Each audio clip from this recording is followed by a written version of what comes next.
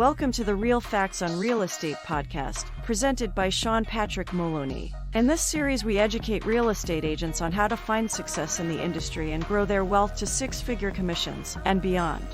Now here is your host, Sean Maloney. Welcome to episode 242. Who should I add to my referral network? I'm your host, Sean Patrick Maloney. Thanks for joining me this week. Guys, in this week's episode, I want to cover referral networks. The benefits, the rewards, the downfalls, what you should look for, what you shouldn't look for, how your efforts can pay off, and how to keep those referral leads coming in warm so that way there you can close more deals right away. Well, let's get started. If you haven't already done so, guys, please subscribe to the podcast. Helps me get this information out to more people just like yourself. When thinking about people who you can send referrals, remember that key people can lead to large referral networks. Take, for instance, the person that works at the gym lobby sign-in. Imagine how many people they know and how much they hear about people's lives. So, doormen, people who open the door for people at the bottom of a building, people who work at a gym lobby, people who cut hair, people who work at the bank, people who check people out at the grocery store. Lots of times, people and agents tend to think downward of these people. They may not have the most prestigious jobs, right? They're typically minimum wage employees, but the one thing we're not paying attention to, they know everybody. They know the people who clean the toilets all the way to the main members that are there at the gym. Knowing these people means that you can get more people in front of you with less effort. Become friendly with these people. Respect these people. These people are the people who make all of our lives happen, so make sure to have a newfound respect for them and continue to foster a relationship. If you can become the point person when it comes to referrals and real estate to those people, you're going to see a growth pattern in your business you can't even imagine. Imagine the person that everyone that they tell, oh yeah, I'm thinking about selling my house. Oh, you should call Sean. Imagine the influence that could have on your business. How many more houses would you sell if your referral network was that much larger? If you had those key people telling people, hey, it's great that you said that, you should reach out to Sean. So you guys can see the value there. Not having those conversations can leave a lot on the table. I know a lot of people might think to themselves, oh, well, that guy, he only works there because X, Y, Z. Stop doing that to yourself. Everybody on earth is just as valuable as the other person. If we went to Walmart tomorrow and there was no one working, we'd be disappointed. If we went to buy a house tomorrow and there were no realtors, we'd be disappointed.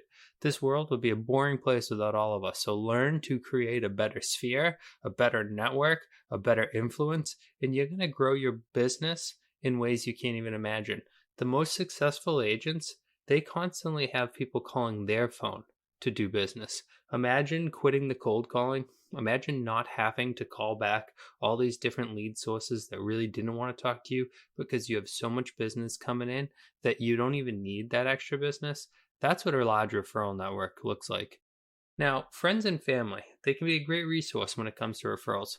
This, honestly speaking, is one of the most common sources of referrals, or at least is the most common source that people think of when they think, I would like to get more real estate referrals. Keep in mind, though, in order to keep the friend and family referral person, you need to consistently remind them you're a realtor and show them that you're the go-to person. It's funny, in life we all value ourselves so much. We think so much of ourselves. We think, oh, everyone must know. Everyone must understand that I want their sales. My family knows that I'm a realtor and that when it comes time to transact, they should reach out to me. Truth is, that's not how it works. Everyone's that important to themselves. They're just as important as you feel about yourself to their self. That's why they're not paying attention. That's why they don't even probably understand that you are a realtor, even though you've told them before, because they're not listening to you, because they're not paying attention to what you say. And it isn't because they don't like you. It's just how people react. It's just how people are in life. We think about ourselves. We think about everything that's important to us. We think about how we can grow. We think about what we can do to continue to, foster our own lives. But what we don't always think about is what can we do for other people? How can we influence other people so that way there we can have a better outcome? Friends and family don't always think, okay, my cousin is a realtor. So what does that mean? When working your sphere of influence, you need to have that consistent and constant reminder, letting them know that you do the job and also showing them proof that you do the job successfully. What does that mean? It means closing, showing them that you've closed deals. It means showing them that you've had listings. And if you haven't yet, it means just talking to them about real estate. So that way you understand that they understand, you know what you're doing. But overall, friends and family is a great referral source. Now let's go into retiring real estate brokers and agents. This is a great referral source. Oftentimes, when people get older, they choose to retire, sometimes even early. As they choose to retire, the biggest and most difficult pain point for anyone retiring would be shutting off the income. So for realtors and brokers alike, when they retire, the way to keep their check coming in is to build a referral network. All that business they would have done that calls back for repeat, things like that, they're the people that they can refer out now, send to you, and you can do the legwork. Once you do the legwork, then you mail them the check. You can watch for older agents in the market. You can watch for agents that no longer want to do this. Reach out to them, offer them a great compensation for their work, value them, stay in constant contact with them, continue to help them foster relationships with their referrals, and they're going to continue to feed you while you feed them.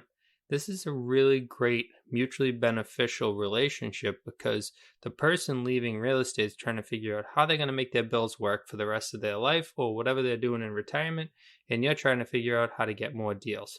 When a trusted real estate advisor, broker, agent sends their deals to you, it's almost like someone giving you 10, 15, 20 Google 5-star reviews all at once because you're having a broker, an agent who's established a business send their business directly to you, which a lot of times when somebody sends someone else as a referral business, the person does less vetting because they automatically trust the person based on that referral.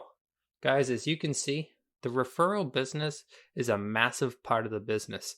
If you're not focusing on growing your referral network, you're probably not focusing on growing. I can tell by that people like you understand the need to educate themselves and to continue to grow. I hope this helps you grow your referral network so you can earn more money right away in real estate. If you haven't already done so, make sure to pound the subscribe button, and I look forward to talking to you next week. Thanks so much for listening.